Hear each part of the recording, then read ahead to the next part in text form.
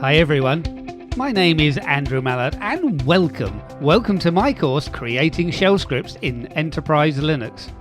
I'm a Linux trainer and consultant working at the Urban Penguin within the UK, my own company. In this course I've designed to get you automating the boring stuff in Linux by using scripts. As you work your way into this course, you will learn different elements of shell scripting and seeing how they can be used in a very practical way.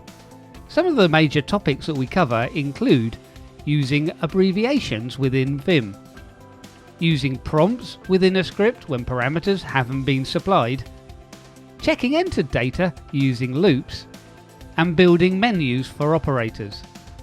By the end of this course you will have more than enough knowledge to start building your own project scripts, giving you much more time to attend to the important stuff. Before beginning this course, you should be familiar with Linux server management and be able to install Linux systems. You're going to need a system to be able to work with. I hope you'll join me on this journey and you too will start enjoying automating the boring stuff.